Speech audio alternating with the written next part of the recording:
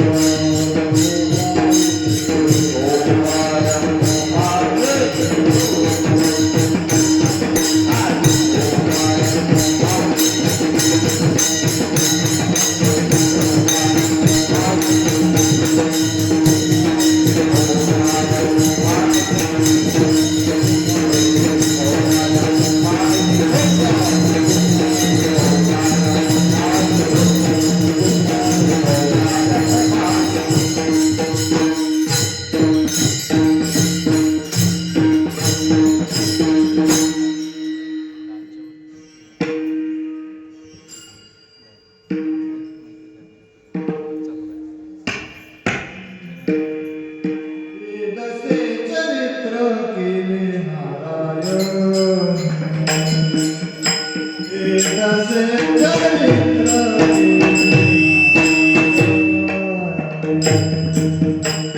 एकदाचे चरित्र केले नारायण एकदाचे चरित्र केले नारायण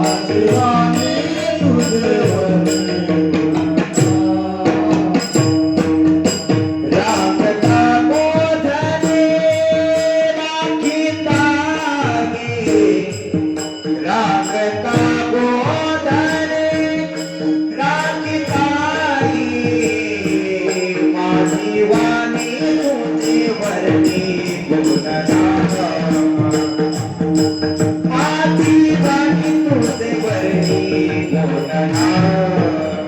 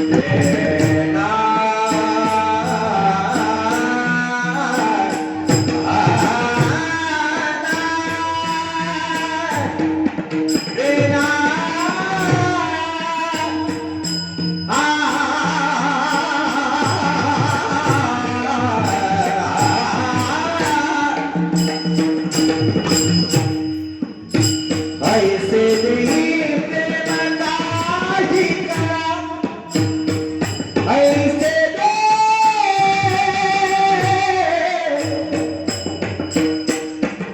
ऐसे देई प्रेम काही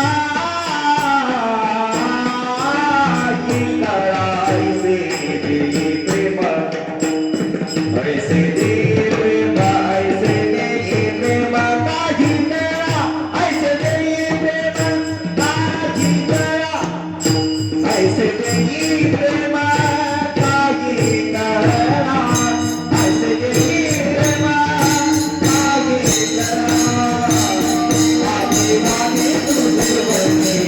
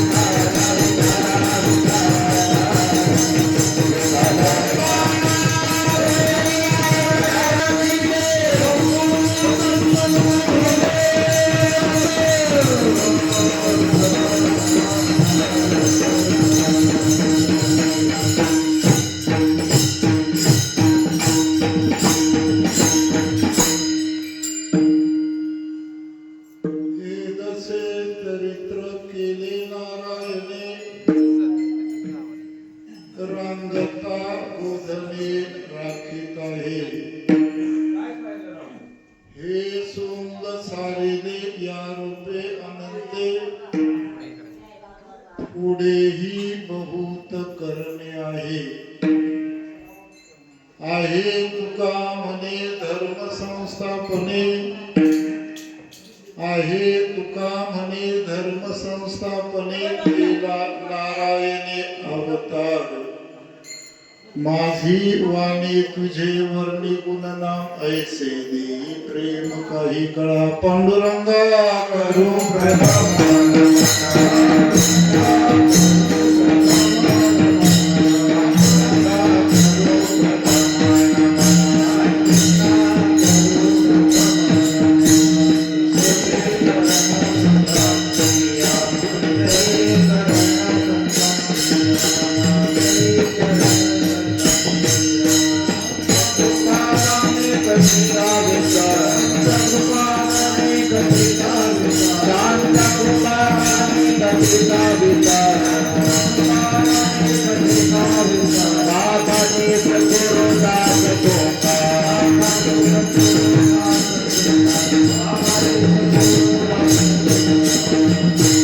नमो ज्ञानेश्वरा नमो ज्ञानेश्वरा निवृत्ती उदार सोपान देवा मुक्ताबाई नमो त्रिभुवन पावनी आद्यत्रय जननी देवाची देवादी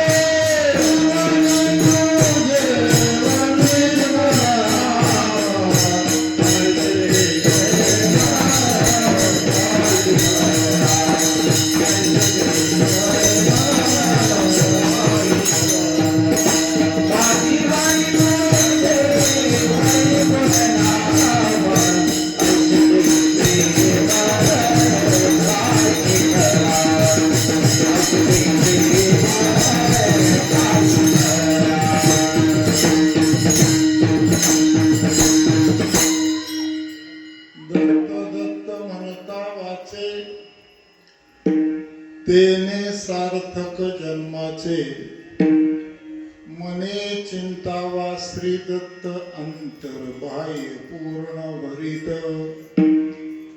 दत्त रूप पाहे डोळा तेने भय करी काळा एका जनार्दनी जपा मंत्र द्वयाक्षरी सोपा मने चिंतावा श्री दत्त अंतर्बाह्य पूर्ण भरित संपाद ज्ञानंच विधाय भक्ति विलोकितो येन समाधिराज वैराग्यवंतं सुविचारयुक्तं नमामि जोगं शिरसा गुरुतं त्यांचे केलिया स्मरण होय सकळ विद्यांचे अधिकरण तेची वंदू श्री चरण श्री गुरुचे ते नमस्कारुनी आता एदसे चरित्र केले नारायणे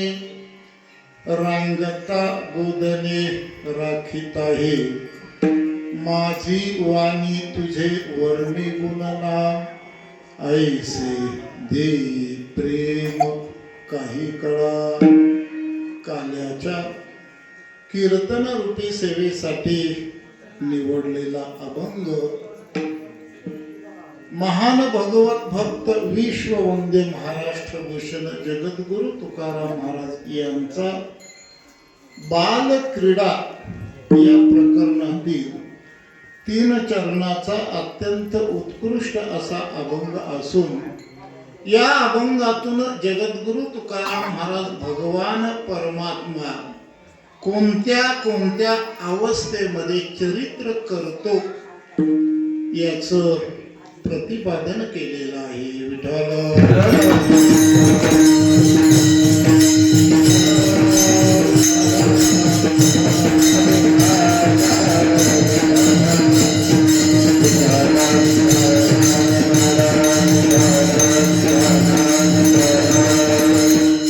आपल्या गावामध्ये चालू असणारा अखंड हरिनाम सप्ताह गुरु दत्त चरित्राचं पारायण आणि हे असणार 40वे वर्ष आहे.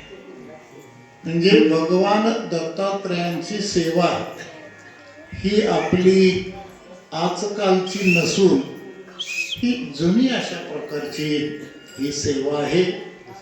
आपण सर्व ग्रामस्थ आणि विशेष करून सर्व तरुण मंडळ मुंबईकर मंडळ यांना द्यावे तेवढे धन्यवाद थोडेसे आहेत. मोठवर लोक पण गेली 40 वर्ष दत्त जयंतीच्या निमित्तानं भव्य दिव्य आपण या ठिकाणी कार्यक्रम साजरा करताय.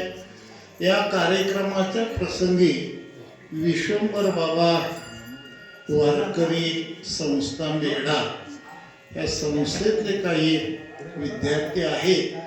किंबहुना स्वाभिमानाची बाब म्हणजे आपल्या गावातील काही मुलं आहेत.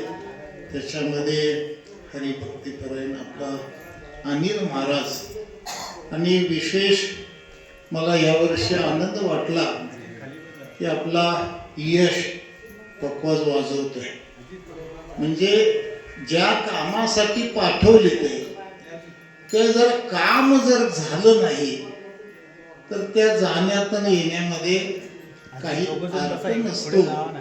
बऱ्याच वेळेला दुर्दैवानं शिकवणारे फार मेहनत घेतात पण शिकणारे शिकतच नाही. जसे जातात तशी परत येतात. आई वडिलांची अपेक्षा भंग होती.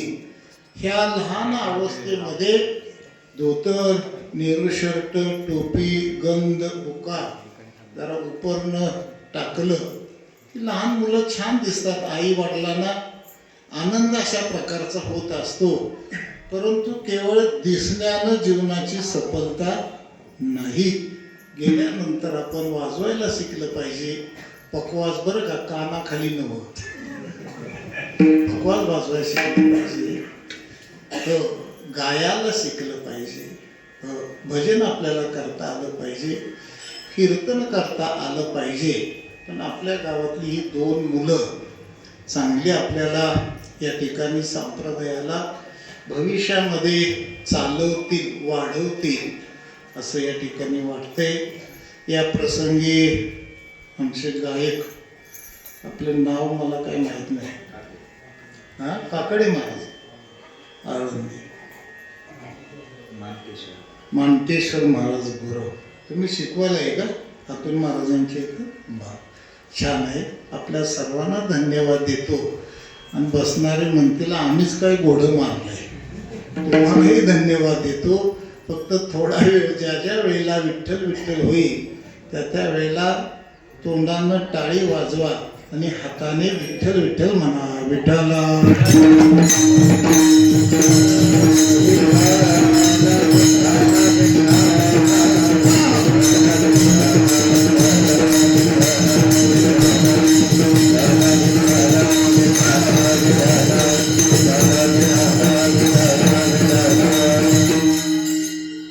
आपल्या वारकरी संप्रदायामध्ये भक्तिशास्त्रामध्ये काही नियम आहेत.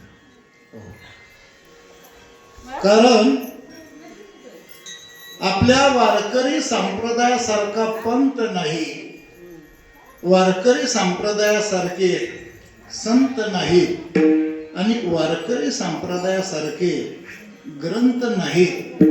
असा संपन्न असा असणारा आपला वारकरी संप्रदाय आहे. आणि या वारकरी संप्रदायामध्ये भक्तिशास्त्रामध्ये काही नियम आहेत. त्याच्यामध्ये टाळकऱ्यानं कीर्तनामध्ये उभं राहिलं पाहिजे हा नियम आहे. परवा 2 दिवसापूर्वी मी कीर्तनाला गेलो होतो. 1 दिवसाचा कार्यक्रम होता, मोठा कार्यक्रम होता. परंतु त्या ठिकाणी बाकीची मंडळी उभी राहिली होती आणि दोघांनी बसून माईक घेतला होता. म्हणलं आता हे बसून घेते ते उद्या झोपून सुद्धा घेतात. माणसाला काय म्हणतात ना, करांजी धरायला दिली की काय करतात, हात धरतात. तसं संप्रदायामध्ये ढिलं ढिलं ढिलं ढिलं ढिलं वागलं तर संप्रदाय बिघडवल्याशिवाय राहणार नाही. त्यांना सांगितलं तुम्हाला जर म्हणायची लईच हाऊस असेल तर उभं राहून काय म्हणायचं ते म्हणा, मी कीर्तन कमी करतो, तुम्ही चाली काय म्हणायचं ते म्हणा, पण बसून तुम्हाला म्हणता येणार नाही. हा नियम आहे. टाळकऱ्यानं उभं राहिलं पाहिजे, पांढरी कपडे घातली पाहिजे, डोक्यात टोपी घातली पाहिजे. हा आपल्या भक्तिशास्त्रातला नियम आहे. टाळकऱ्यांना अशा प्रकारचा नियम आहे. विनेकऱ्याला सुद्धा नियम आहे, नाही का? विनेकऱ्यानं धोतर घातलं पाहिजे, नेहरू शर्ट घातलं पाहिजे, फेटा बांधला पाहिजे. फेटा नाही बांधला तर टोपी तरी, कारण की फेटेवाला विनेकरी आता टोपीवाला आहे. पहिला फेटा बांधायचे आणि विनेकऱ्याच्या पायाखाली आसन पाहिजे, स्वतंत्र आसन पाहिजे. विनेकऱ्यासाठी नियम आहे. ऐकणाऱ्यांसाठी सुद्धा नियम आहे. ऐकणाऱ्याने कीर्तनाला बसल्यानंतर खुशाल झोपायचं.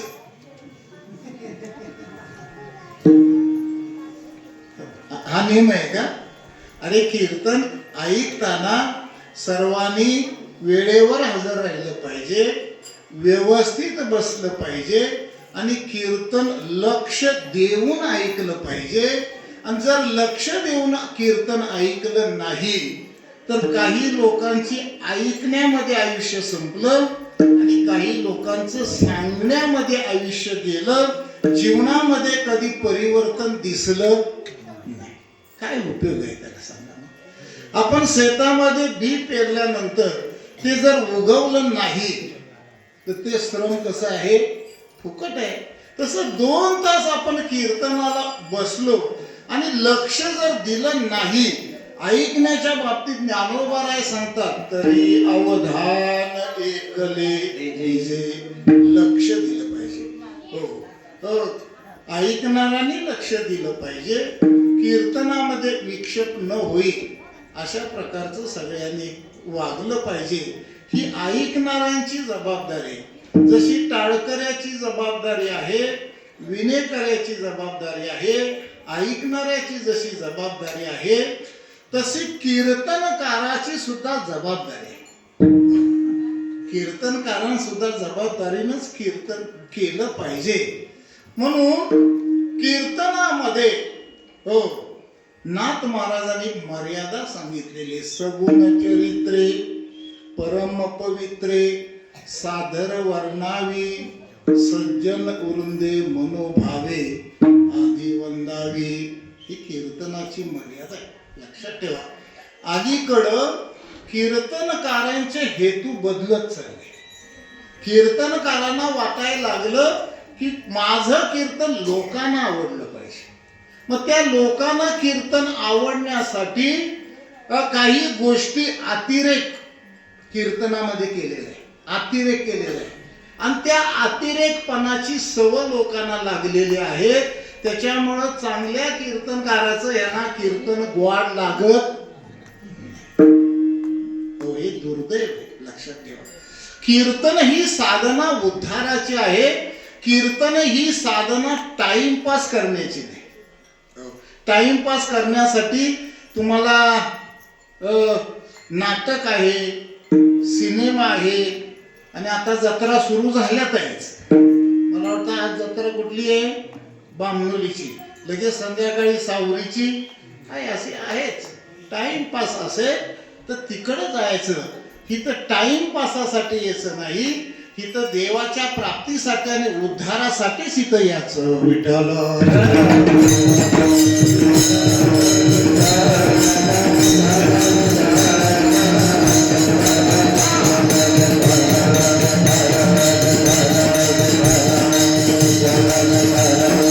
कीर्तनामध्ये अजून काय मर्यादा आहे हो?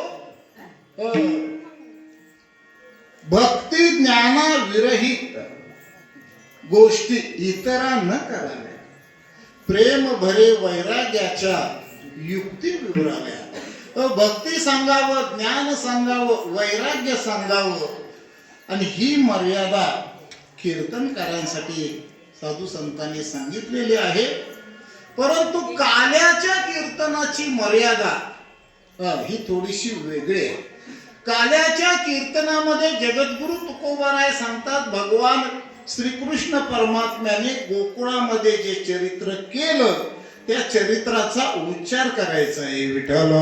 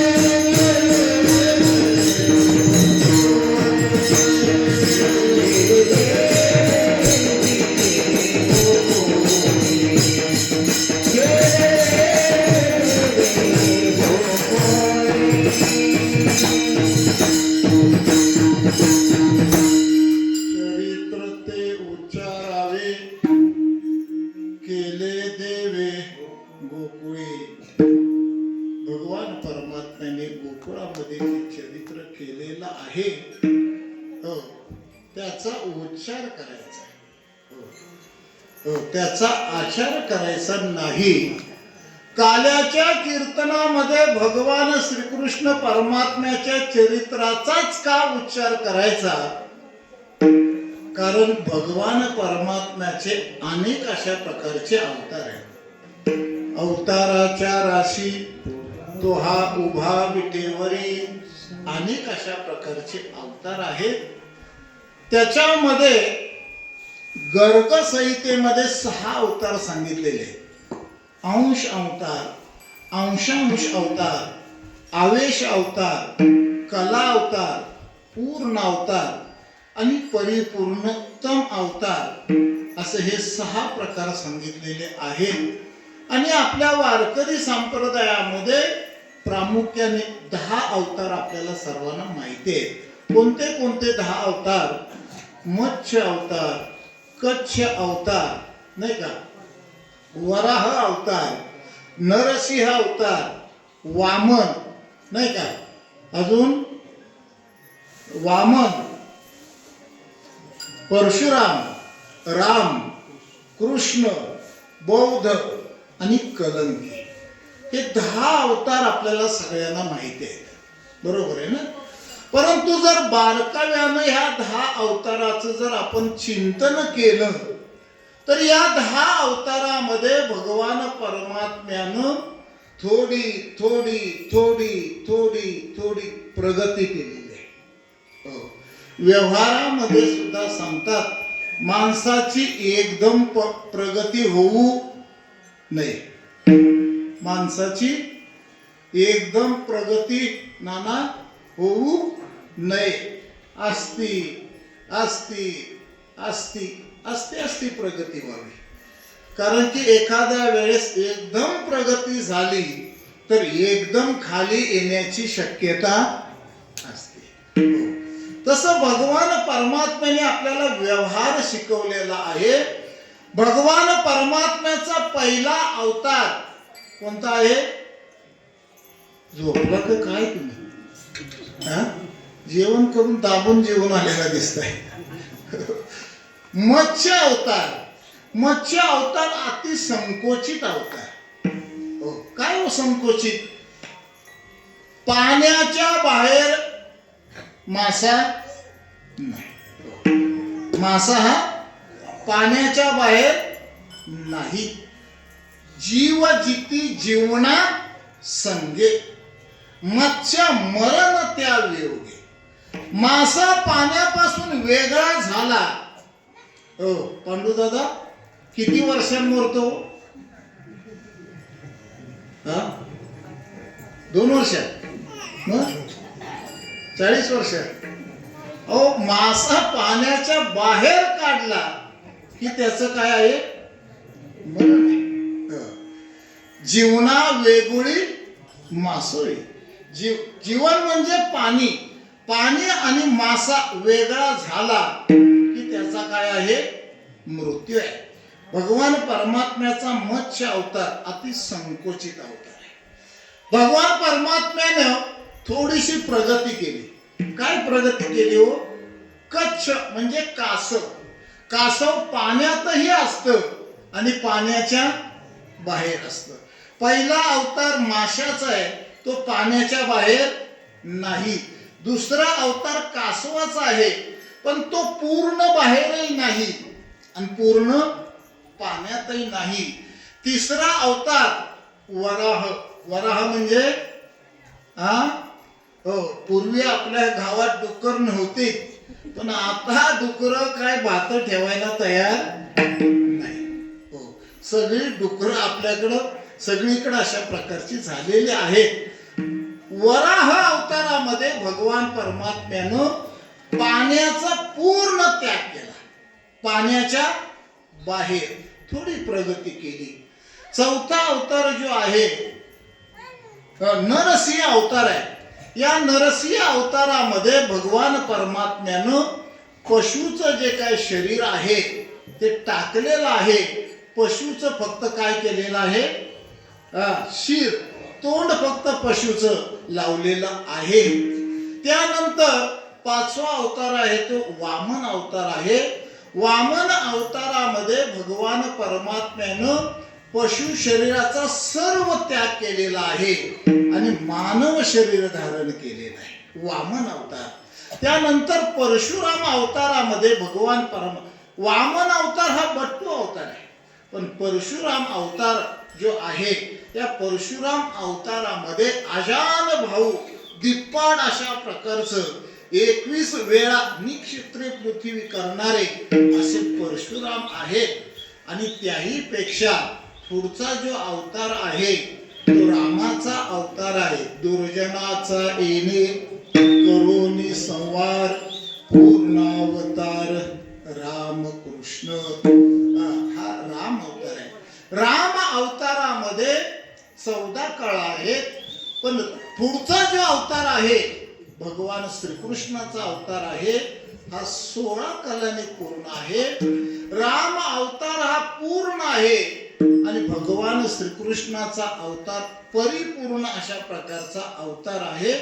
एवढं सांगण्याचं जर काही कारण असेल तर इतर अवतार भगवान परमात्म्याचे आहेत, पण किती जरी बारकाव्यानं आपण चिंतन केलं तर या अवतारामध्ये आपल्याला काला कुठेही सापडणार नाही.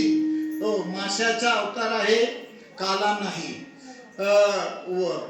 कच्छ अवतार आहे, काला नाही. वराह अवतार आहे, काला नाही. नरसिंह अवतार आहे, काला नाही. वामन अवतार आहे, काला नाही. परशुराम अवतार आहे, काला नाही.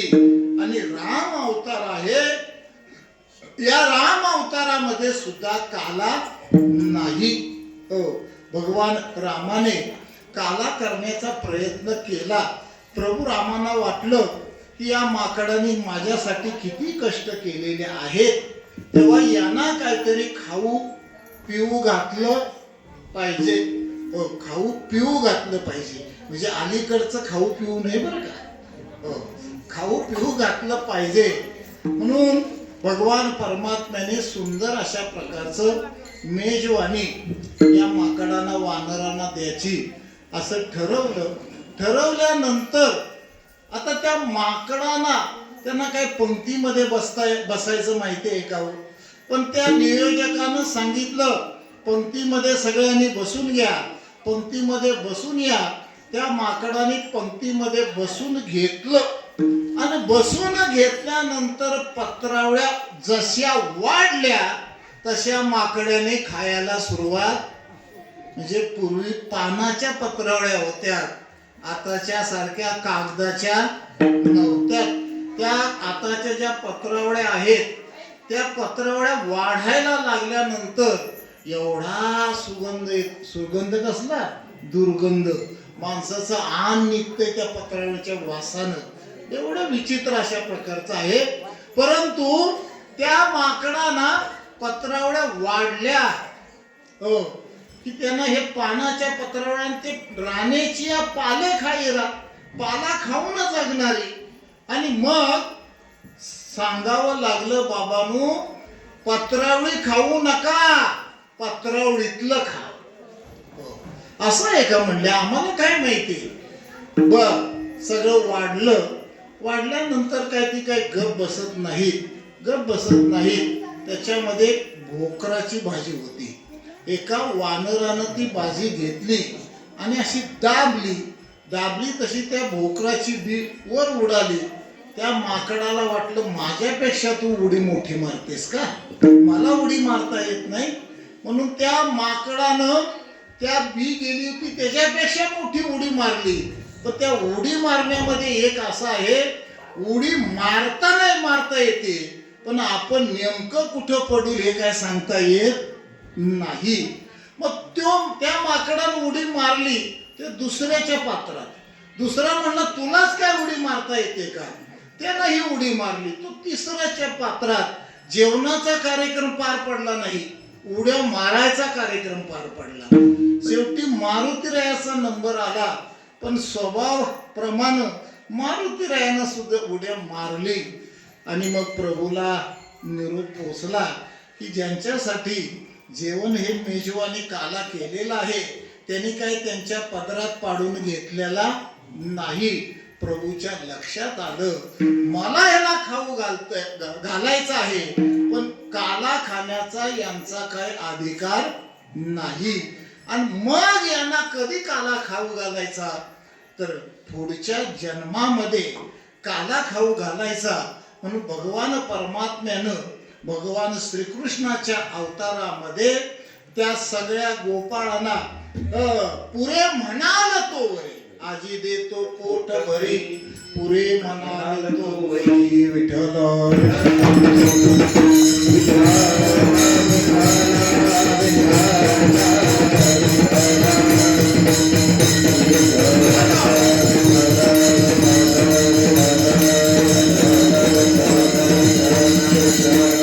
राम अवतार आणि कृष्ण अवतार हे दोन्ही अवतार महत्वाचे आहेत. परंतु राम अवतारामध्ये भगवान परमात्म्याचं जे चरित्र आहे हे चरित्र कधी हो, विश्वामित्रा संग गेल्यानंतर, राजवाड्याच्या बाहेर गेल्यानंतर चरित्राला सुरुवात झाली. पण या बाबाचं चरित्र कंसाच्या कारागृहामध्ये आल्यापासून अशा प्रकारचं त्या चरित्राला सुरुवात झालेली आहे. भगवान परमात्मा कंसाच्या कारागृहामध्ये अवतीर्ण झाले. अवतीर्ण झाल्यानंतर वसुदेव देवकीला काळजी वाटली की बाकीची जशी मुलं मारली तसा आता कंस ह्याला सुद्धा मारील. पण भगवान परमात्म्याने आपल्या वडिलाला जन्माला आल्या आल्या शिकवायला सुरुवात केली की तुम्ही आता काय करा, मला या ठिकाणी ठेवू नका. नंदाच्या घरा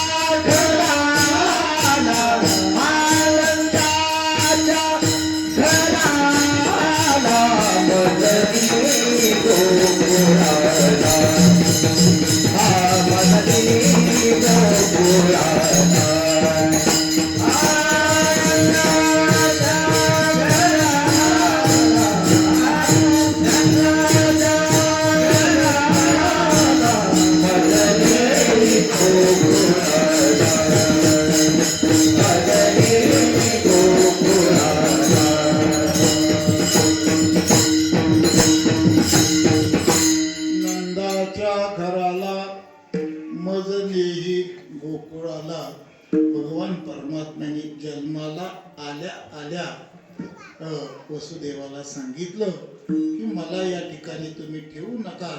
परंतु वसुदेवाच्या समोर काही समस्या होत्या.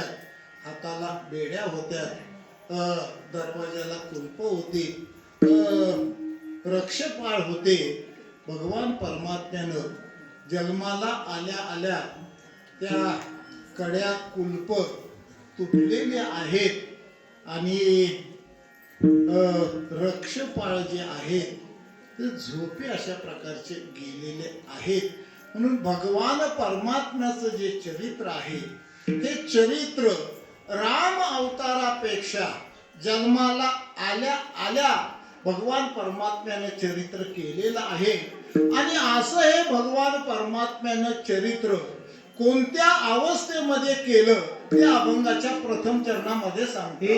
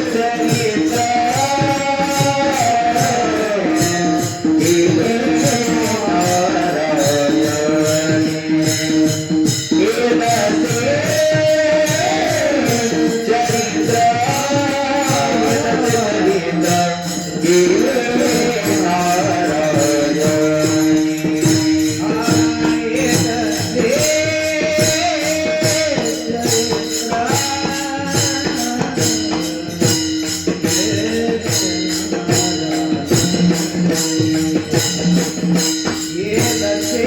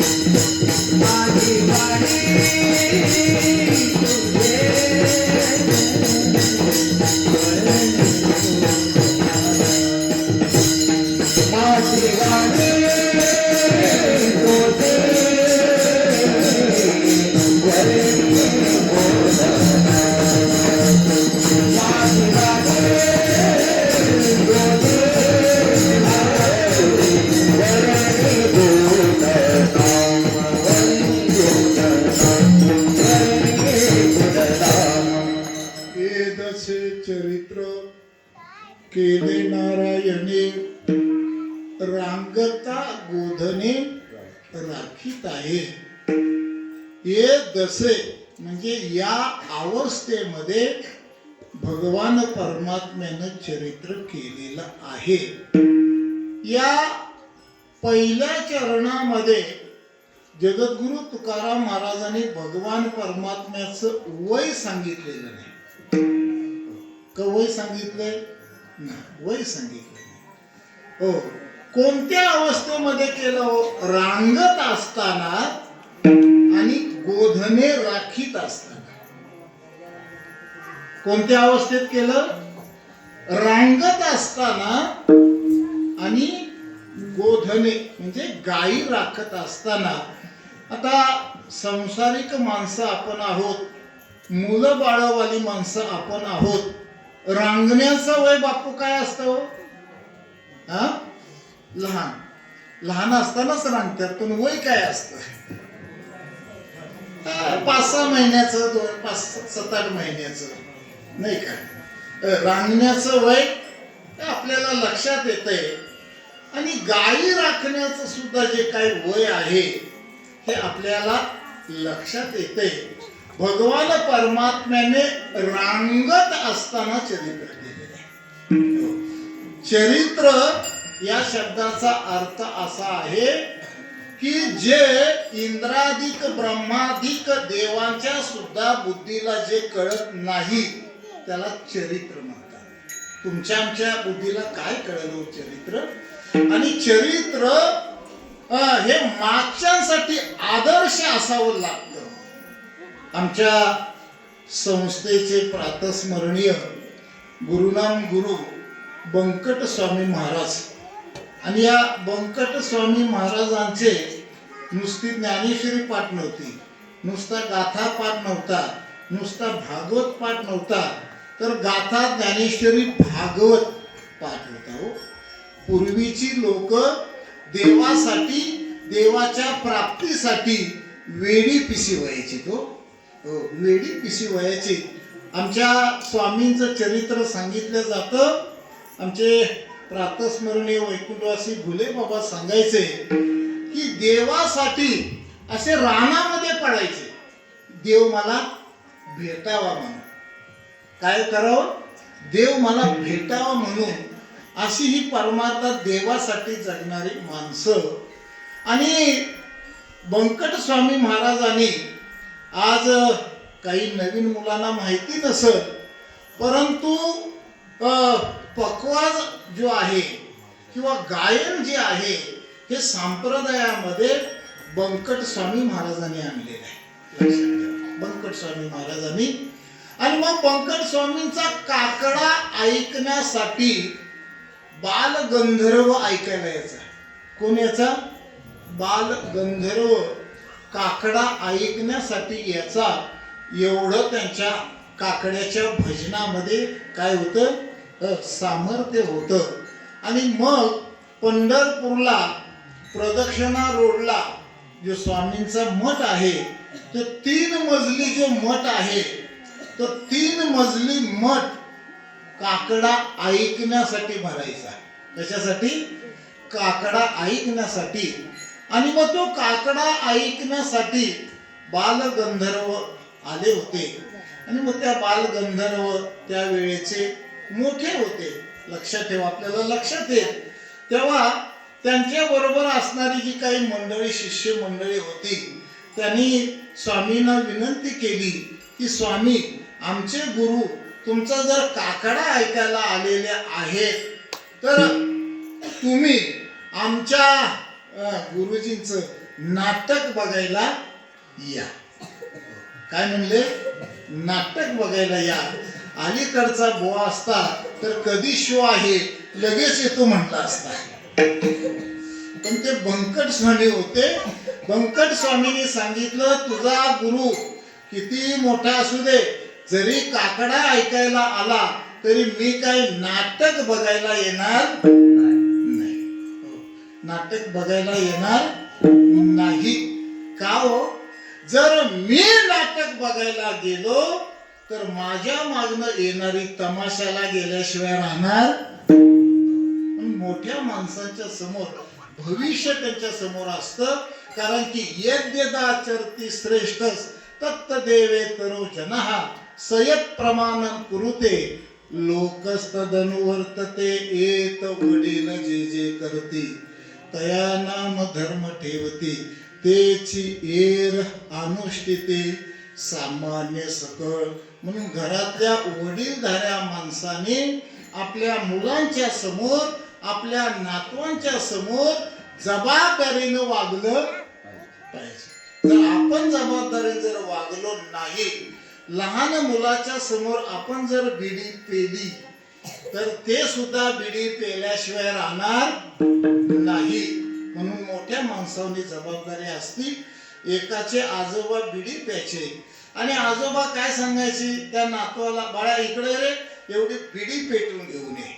मग ते पोरग बिडी पेटवायला जायचं. पण बिडी अशी शानी आहे, नुसती पेटवली की ती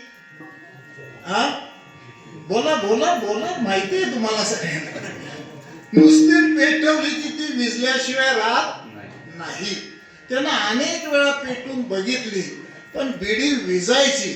मग त्या पोरग्याच्या लक्षात आलं, आपले आजोबा आजोबांनी ज्या वेळेला बिडी असती त्या वेळेला का विजत नाही. त्या पोरग्याच्या लक्षात आलं, बरोबर आहे, आपले आजोबा नाकातनं धूर काढतात. काय म्हणला? नाकातनं धूर काढतात. म्हणून त्यानं ती बिडी काय केली,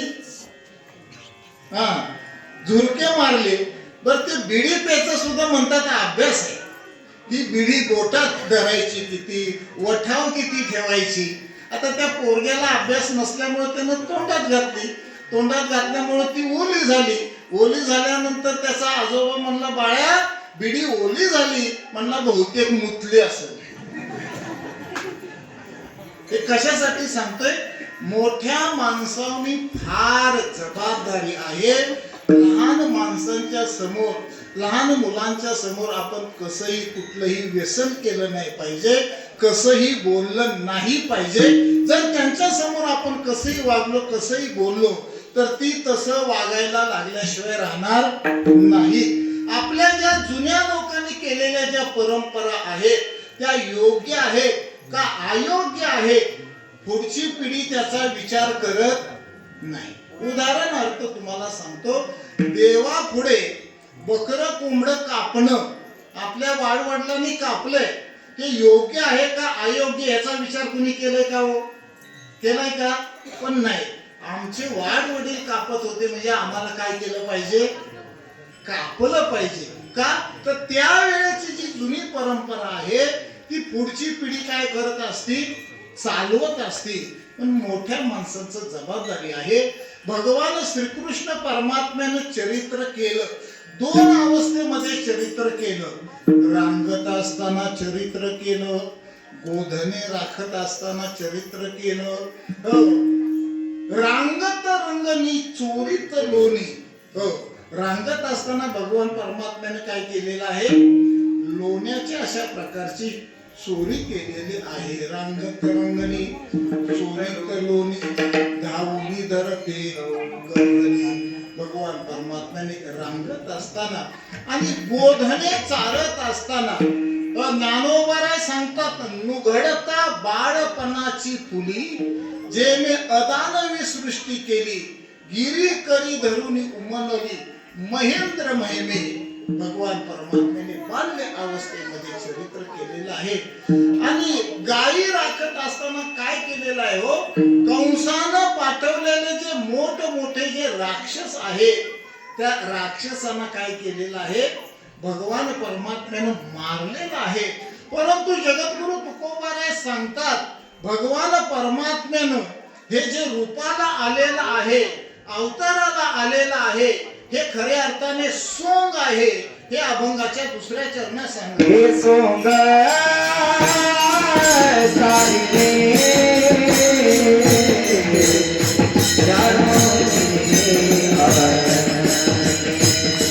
हे सोंग सारिले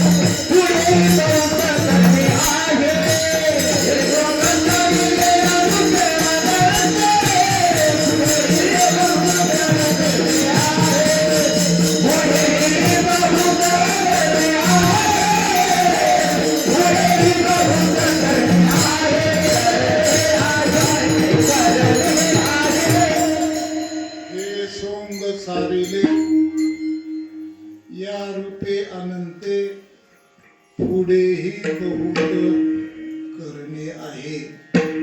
भगवान भगवान परमात्म्याच्या त्या अवताराला जगद्गुरु तुकोबरायाने सोंग शब्द वापरलेला आहे.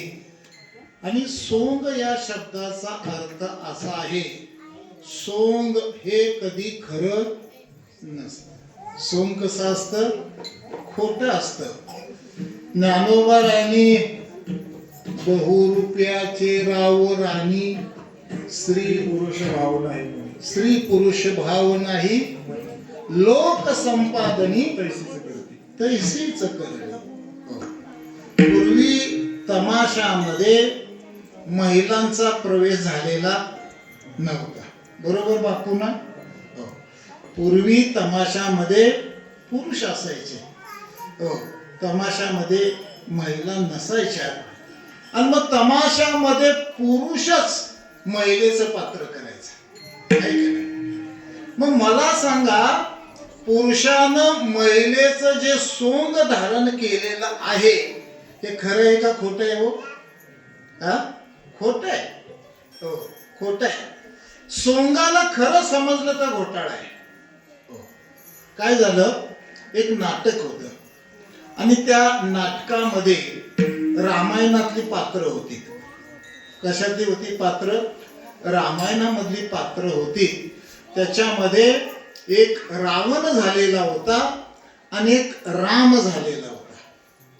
आणि नाटक संध्याकाळी होतं आणि नाटकामधलं पात्र करणारे राम आणि रावण हे पाण्यावर विहिरीच्या जवळ पाण्यावर भेटले. त्यांची गाठ पडली आणि जो राम झाला होता त्यानं ठरवलं, म्हणला हा संध्याकाळी माझ्या बायकोला काय करणार आहे, पळवून येणार आहे. म्हणून त्याला उचल आणि विहिरीमध्ये टाकून. नाटक झालं असेल का संध्याकाळी? नाटक होईल कसं? सोंग हे खोटं असतं. आता माझ्याजवळ वेळ नाही, पण तुम्हाला रामायणामधला प्रसंग सांगतो. रावण आणि मंदोदरी. आणि ती मंदोदरी रावणाला सांगायची, अहो रामाची बायको आणलेली सीता आहे, ती तिला देऊन टाका ना. पण रावण काय असा साधा सुद्धा नव्हता. हो, रावण वेदाचे 4 भाग त्याला केले होते. हो, असा रावण ज्ञानी होता. आपल्या दृष्टिकोनातून त्याचं एक पात्र आहे ते वाईट आहे, पण रावण हे जे रावणानं सगळं जे केलं ते रामाच्या प्राप्तीसाठी केलं. ऐकणारे म्हणतील बहुतेक कीर्तनकाराचं डोकं बिघडलेलं दिसतंय. कारण रावणानं नारदाला विचारलं, नारदा मला देवाची प्राप्ती कशी होईल रे? तेव्हा नारदानं सांगितलं की देवाची प्राप्ती 2 मार्गानं प्राप्त होत असतील. ते 2 मार्ग कोणते? एक तर त्याच्या प्राप्तीसाठी त्याची भक्ती करायची आणि एक तर त्याच्या प्राप्तीसाठी त्याच्याशी वैरत्व करायचं. काय करायचं? भक्ती की वैर्य व्हावे माझी याची काय होवे? विठ्ठल विठ्ठल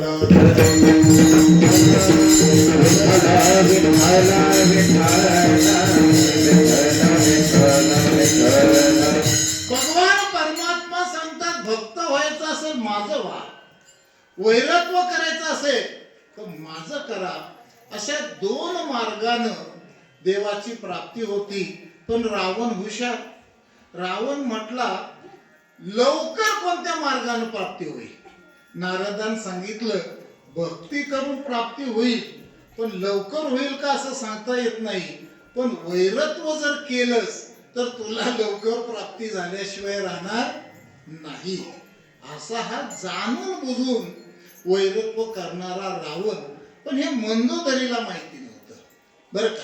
आणि मग ती मंदोदरी रावणाला शिकवायची, अहो ती दुसऱ्याची बायको आणणं काय बरोबर नाही, ती परत देऊन टाका. एक दिवशी ऐकून ऐकून ऐकून ऐकून रावणाचं डोकं बिघडलं. त्यावेळेला मंदोदरीला म्हणतो की तू मला समजतीस काय? तू मला समजतीस काय? मी काय एवढा मूर्ख आहे का? रावणाला रावण सांगायला लागला मी रावणाला संध्याकाळी जेवायला सुद्धा आणू शकतो, एवढं रामाचे आणि माझे संबंध जवळीक आहे. हो, तुमचं डोकं सुद्धा वेडं होऊन जाईल. मला सांगा, युद्ध चालू आहे, युद्ध चालू आहे, आणि युद्ध चालू असताना रावण म्हणतो रामाला मी आपल्या घरी जेवायला आणू शकतो. ना हे कसं काय आहे? अलीकडं सगळं शक्य आहे. या पक्षातलं त्या पक्षातलं आपल्यालाच फक्त माहित नाही. आणि मग रावणानं रामाला जेवणाचं निमंत्रण दिलं. कशाचं? युद्ध चालू आहे बरं का, दिवसभर युद्ध चालू आहे, आणि जेवणाचं निमंत्रण दिलं. ते एकट्या रामाला नाही, सीता मातेसह. आणि मग संध्याकाळच्या वेळेस रामाने युद्ध संपलं.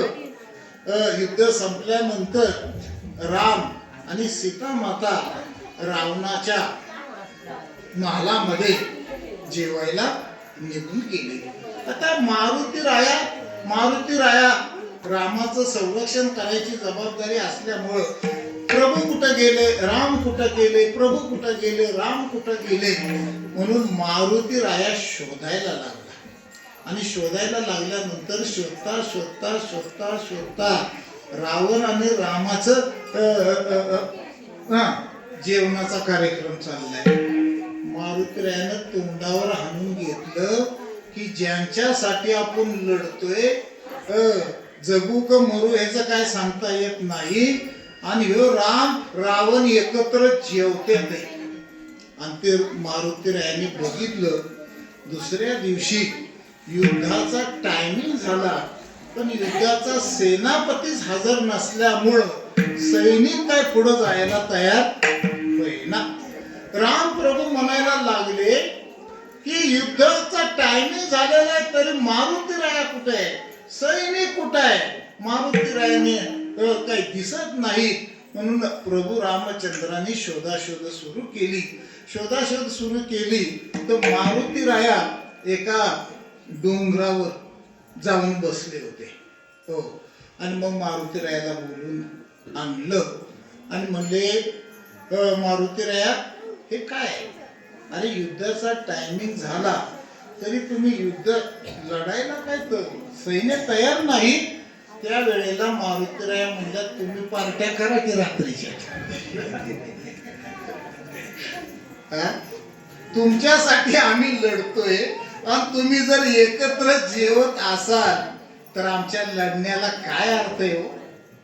तुमच्या आमच्या भांडण्याला, असं मारुती राया म्हटले बरं का, तुमच्या आमच्या भांडण्याला काय अर्थ आहे हो? लक्षात ठेवा. मारुती रायांना प्रभू रामचंद्राने सांगितलं, अरे मारुती राया तुला माहिती नाही, हे माझं काय आहे? सोंग आहे. हे अवताराला मी आलोय ना, हे सोंग आहे. म्हणून जगद्गुरु तुकोबारा सांगतात, हे सोंग सारिले या रूपे अनंते, पुढेही बहुत करणे आहे. काय पुढे बहुत करणे आहे हे शेवटच्या चरणामध्ये सांगतात. धर्म संस्थापनी आदि तुकामणी धर्म संस्थापनी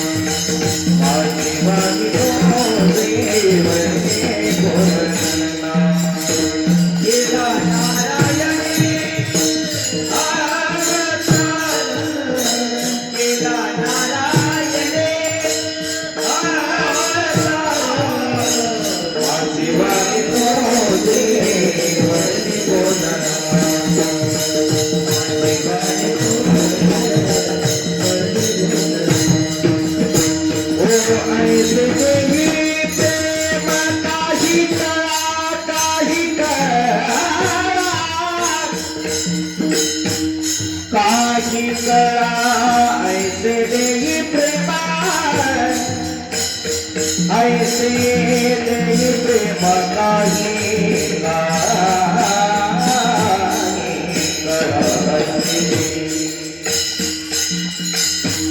ऐसे देई प्रेम काही कळा ऐसे देई प्रेम काही कळा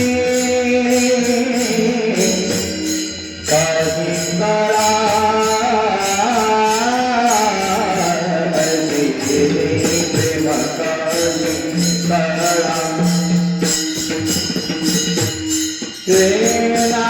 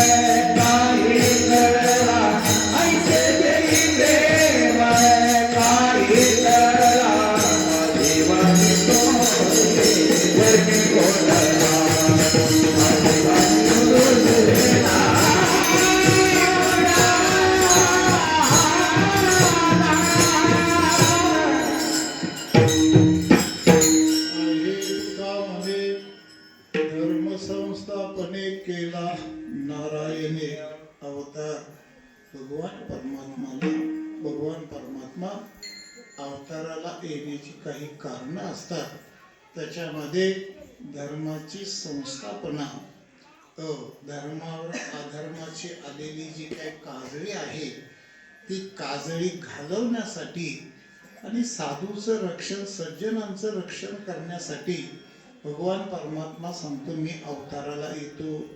यदा यदा हि धर्मस्य ग्लानिर्भवति भारत अभ्युत्थानमधर्मस्य तदात्मानं सृजाम्यहं परित्राणाय साधूनां विनाशाय च दुष्कृतां धर्म संस्थापनार्थाय संभवामि युगे. भक्ता राखी पायापासी दुर्जनाची संहारी असा भगवान परमात्मा येत असतो. म्हणून भगवान परमात्म्याचं वर्णन करण्यासाठी जगद्गुरु तुकोबाराय म्हणतात, माझी वाणी तुझे वर्णी गुण नाम ऐसे देही प्रेम काही कडा.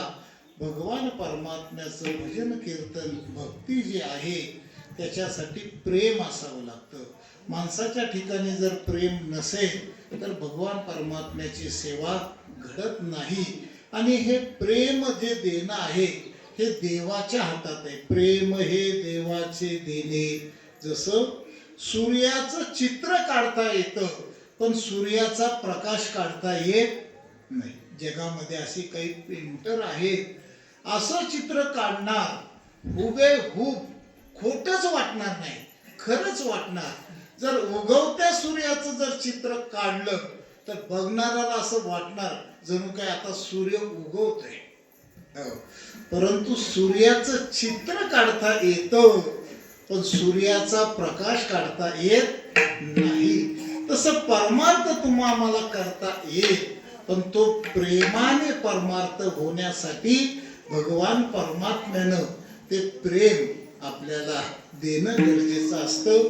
गेली 39 वर्ष आणि हे 44 वर्ष भगवान दत्तात्रयांची सेवा कायेनं वाचेनं मनानं सर्व शक्ती आपण पणाला लावून सर्व ग्रामस्थ असतील आणि विशेष करून मी शब्द वापरतोय याच्याकडे तुम्ही लक्ष द्या की विशेष करून ही तरुण मुलं मुंबईसारख्या ठिकाणी राहतात परंतु या भगवान दत्तात्रयाच्या उत्सवासाठी आपला कामधंदा सोडून रात्रंदिवस या मंदिरामध्ये भगवान दत्तात्रयाची सेवा करतात.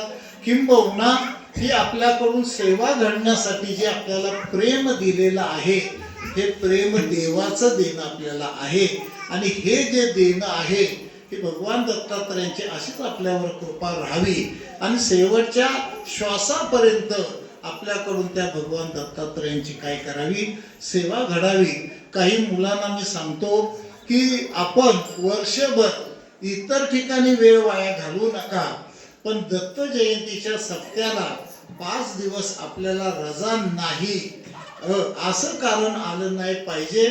सगळ्यांनी इथं आलं पाहिजे आणि सगळ्यांनी इथं आल्यानंतर कोणी तापड्या जायचं चुकतंय का काय, कोणी मेढ्याला जायचं, कोणी सातारला जायचं, कोण बँकेमध्ये KYC करायचं. म्हणजे तुम्ही जाता असं मी म्हणत नाही. हो, देवासाठी आलं तर 5 दिवस काकड्याला पण हजर व्हायचं, हो, वाचायला पण हजर व्हायचं, प्रवचनालाही हजर व्हायचं. मला वाटतं ह्या आपल्या विठ्ठलचा पुकरूनच आवाज बसत असतो. चला प्रवचन सुरू. तुम्हाला काही माहित नाही प्रवचनाचा टायमिंग, हरिपाठाचा टायमिंग माहित नाही, कीर्तनाचा टायमिंग माहित नाही, वाचायचा हे किती दिवस सांगायचं पहिलं अंगणवाडी सारखं. हो, आपल्याला तळमळ पाहिजे. लक्षात ठेवा, परमार्थ असा घडत नाही. परमार्थासाठी आपल्याला तळमळ पाहिजे. घरात गप्पा मारण्यापेक्षा मंदिरात येऊन बसा ना, प्रवचन ऐका ना. हो, ऐक ना. कारण की हे 4 दिवस असतं. मला वाटतं 4 दिवस कसे गेले तुम्हाला कळाले नसतील. म्हणून सगळ्यांनी तन मन धन अर्पण करून हा भगवान दत्तात्रयांचा उत्सव यावत चंद्र दिवा करू वर्षानुवर्ष मोठा अशा प्रकारचा व्हावा. तत्पूर्वी सर्वांनी एकदा विठोबा रुक्मिणी भजन करायचंय. विठोबा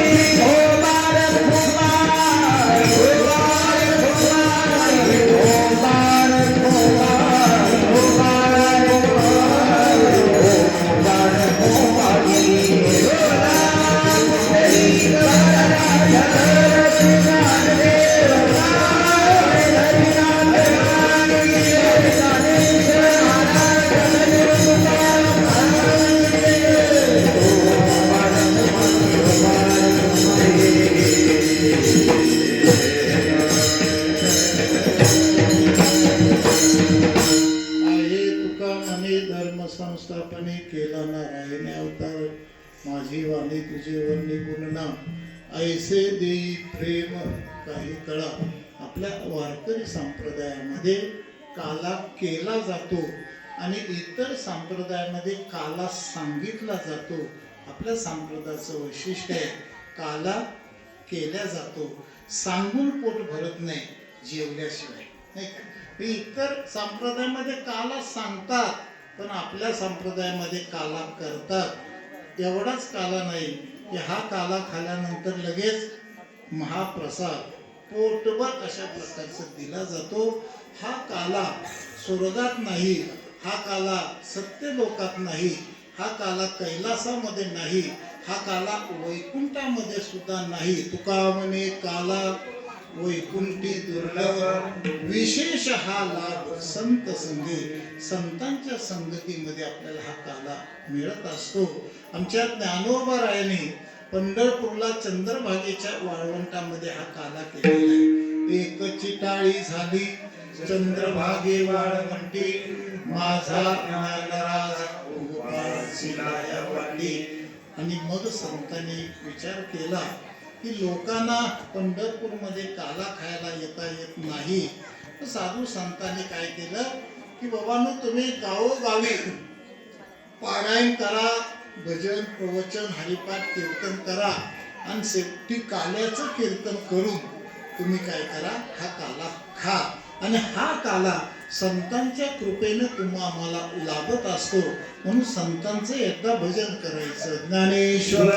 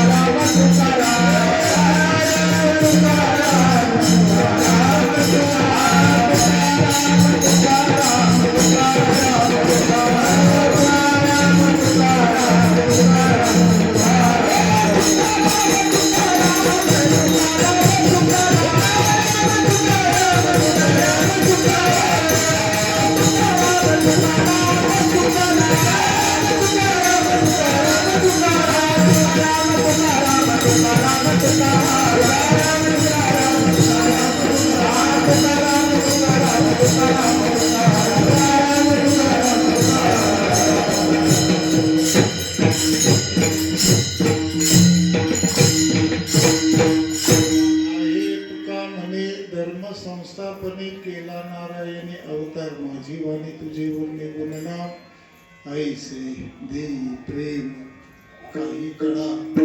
हा उत्सव वैकुंठवासी हरिभक्तीपरायण हरिभाऊ गुरुजी पूर्वी त्यांच्या मार्गदर्शनाखाली चालायचा.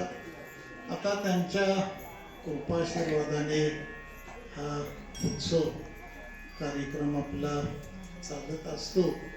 आणि त्याचप्रमाणे आपल्या गावामध्ये काही बोटावर मोजण्या इतकीच माणसं वयोवृद्ध माणसं शिल्लक राहिलेली आहेत. बाकी दुसरीच पिढी तुमची आमची पिढी अशी वयोवृद्ध माणसं थोडीशी अशा प्रकारची आहेत. असे दिग्गज माणसं काही गेलेले आहेत. त्यामध्ये आपल्या या वाडीतील आपले माधू मामा हे आहेत आणि त्यांनी आपल्याला असं मोठीत आपल्याला मार्गदर्शनाखाली सगळ्यांना एकत्रित ठेवलेलं आहे आणि आपण सगळं त्यांचं ऐकता असं विशेष आहे.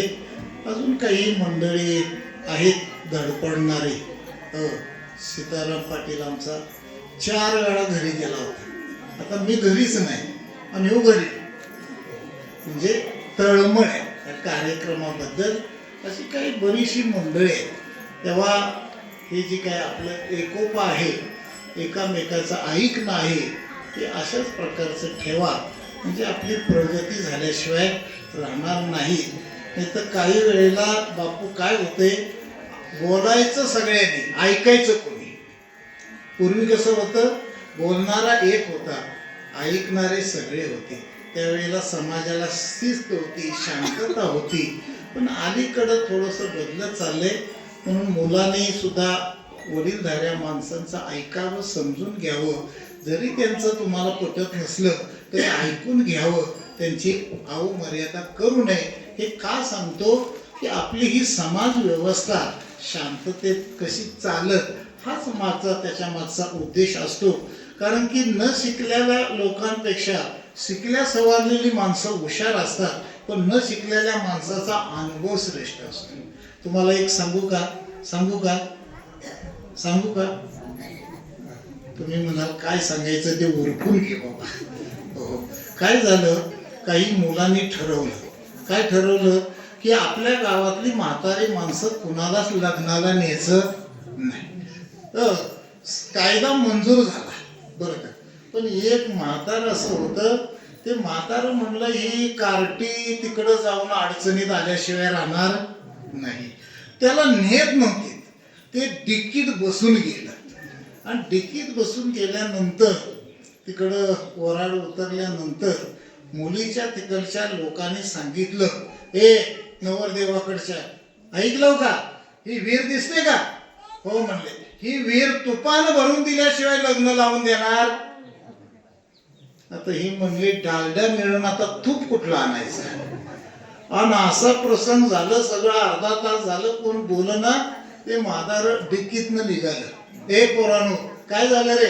घाबरू नका म्हणले, मी आलोय डिक्कीत बसून. काय तुपान का देव ना म्हणले, ऐका म्हणले, तूप आणलेलं आहे, तेवढी हीर कोरडी करून द्या. हीर काय कोरडी होत नाही आणि तूप काय टाकायचा संबंध.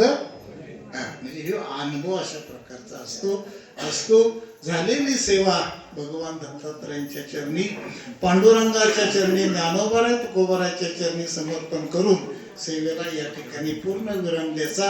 उपस्थित असणारे सगळे म्हणणारे, वाजवणारे आणि या संस्थेतली जी मुलं आहेत, उत्तर त्यांची प्रगती व्हावी, लोकांना मार्गदर्शन त्यांच्याकडनं व्हावं, अशी त्यांची प्रगती व्हावी, अशी प्रभूच्या चरणी विनंती करून या ठिकाणी थांबतो. जय विठ्ठल.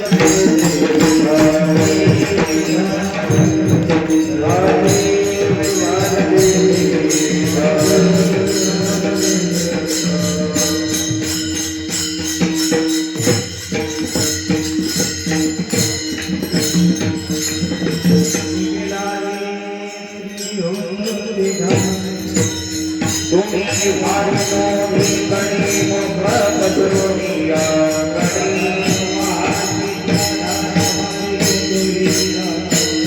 तुम्ही वारनो कणी मुख पसरोनिया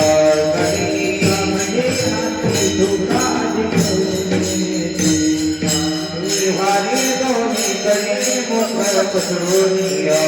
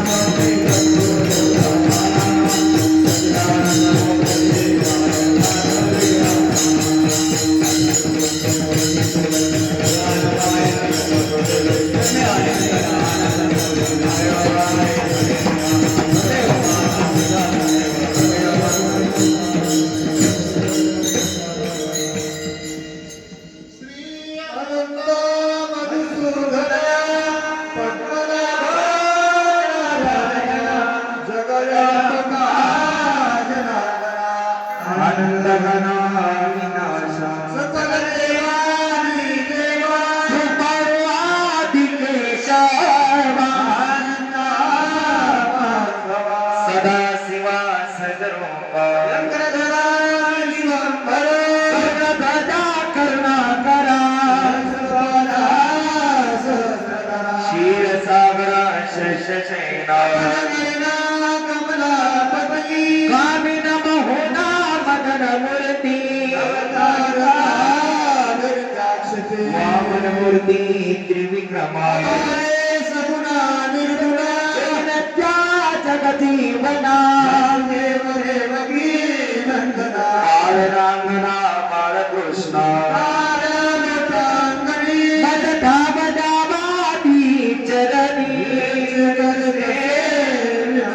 भवबंधनी सोडवावी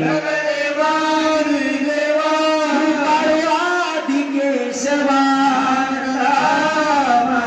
सदा शिवा सदरूपा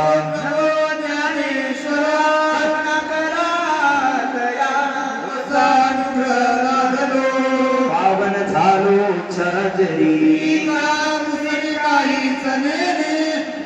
आता विश्वात रगे देवी उषावे गोसोनी मज जानी बसाई एकाची